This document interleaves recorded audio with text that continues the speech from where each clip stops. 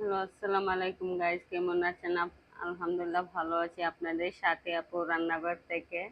এখানে দেখেন আমি কই মাছের ঝোল পাক করব। কড়াইতে সরিষার তেল অ্যাড করে দিয়েছি, পেঁয়াজ কুচি দিয়ে দিব। পেঁয়াজটাকে আমি বাদামি কালার করে নিব।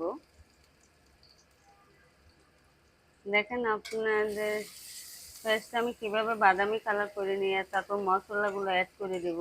আজকে আমি যে কই মাছটা পাক করব ঝোলটা, ও দেখবেন আমি যে কিভাবে করি।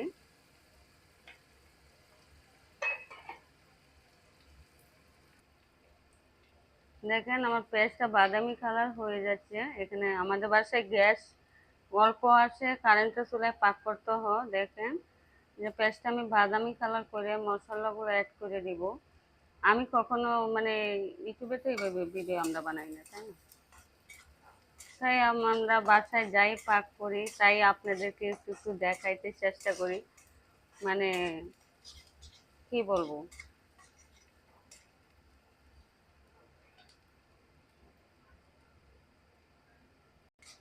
দেখেন হালকা পেঁয়াজটা বাদামি কালার হয়ে গেছে। এখন মশলা অ্যাড করে দিব।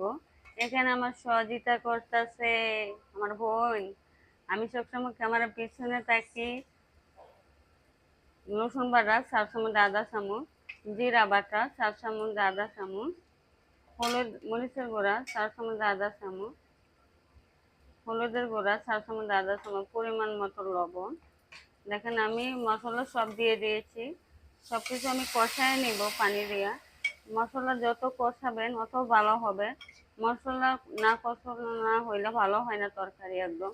আর আমি সরষের তেলটা, আমরা সবসময় সরষের তেল ইউজ করি, যে আমরা সরষের তেলে কাজ। দেখেন আমি 5 মিনিট মশলা আমি কষায় নিব ভালো করে।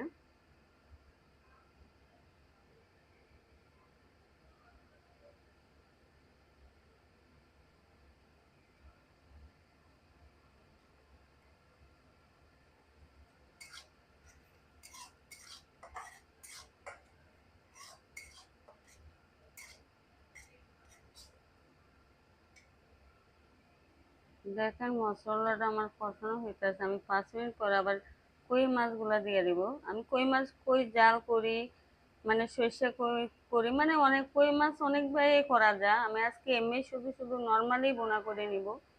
আমি পেঁয়াজ মশলাটা আমি কমই দিয়েছি, তেলও কমে দিয়েছি আজকে। মানে মশলা যত কম দেওয়া যায় তত ভালো শরীরের জন্য, স্বাস্থ্যের জন্য। আমি আজকে তাই কম দিয়েছি সব ধরনের মশলাই।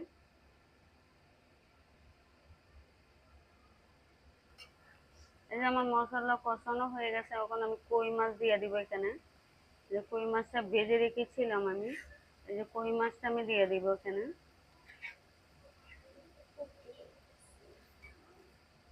এই যে আমি সব মাছ দিয়ে দিব এখানে।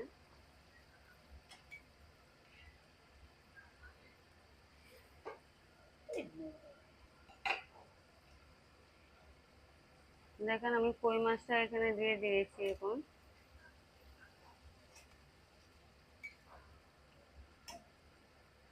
এখন আমি পানি অ্যাড করে দেবো এখানে।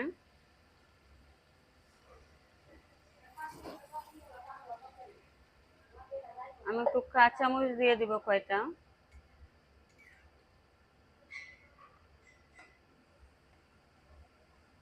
আমি কই মাছটা যেমন বোনা করব, তার জন্য আমি আর কিছু মশলা আমি অ্যাড করছি না। আজকে আমাদের বাসায় টমেটো থাকলে টমেটো অবশ্যই দিতাম।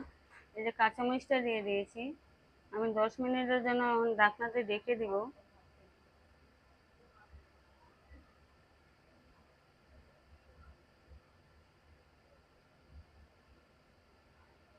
দেখেন, এটা দেখেন আমার কই মাছের বোনাটা হয়ে গেছে। আলহামদুলিল্লাহ কত সুন্দর হয়েছে। দেখেন আপনাদেরকে কাছে থেকে দেখাতে পারলে, এই যে দেখেন কাছে থেকে দেখায়। দেখেন আলহামদুলিল্লাহ কই মাছের বোনাটা আমার খুব সুন্দর হয়েছে।